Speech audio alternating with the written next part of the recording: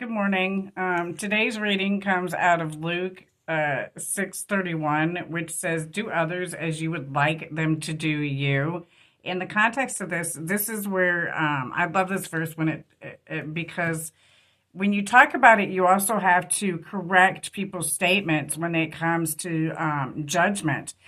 You hear everybody all the time saying, "Oh, don't judge. You're not supposed to judge somebody that's a believer," and all this and that, but that's not true. Um, and this verse is misinterpreted, just like that one is. With regards to God wants us to judge, He just doesn't want us to consequence.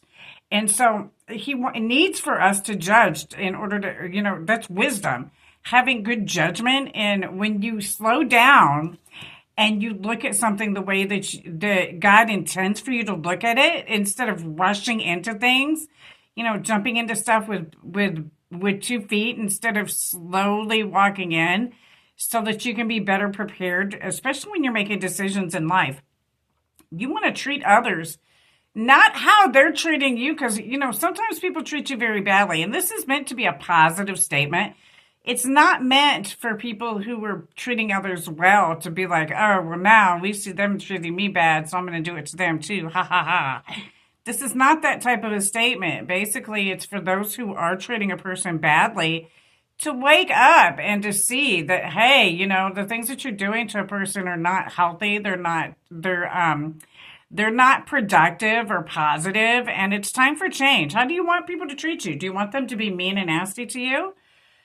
So why would you be mean and nasty to others? And so this is really, really where we have to do some correction, where misinterpretation of the word is concerned, especially where we're talking about judgment of others.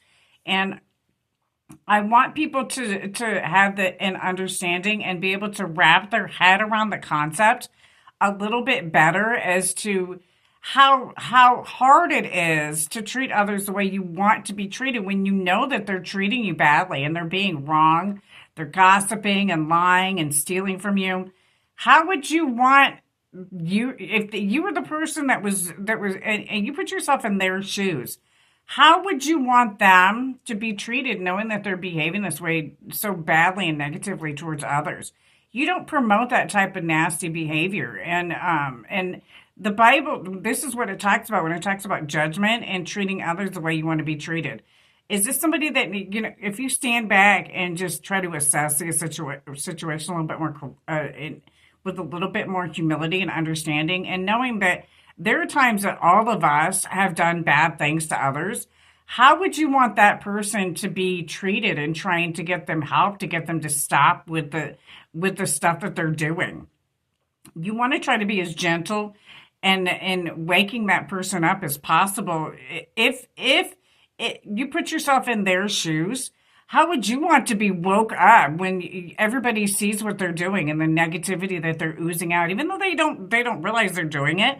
Some people mean well, but what are they, how are you responding to what they're doing? Are you being positive in trying to say, hey, this is something that needs to change? Maybe if you tweak it a little bit or do something a little bit different, you might have a better outcome.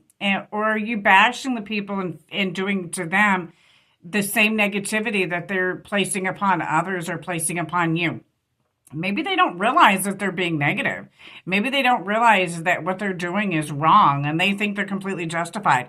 This is where judgment comes in. And so you have to be careful in the line that you walk.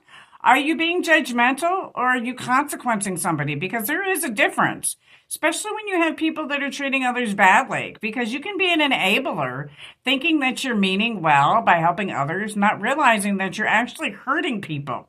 So pay attention to what you're doing and knowing what God's purpose is in the statement that you're making. Is it to help others, or is it to Bible bash people? Because there is a difference with God's love. God bless America. Have a blessed day. Back the badge and support the Purple Gang.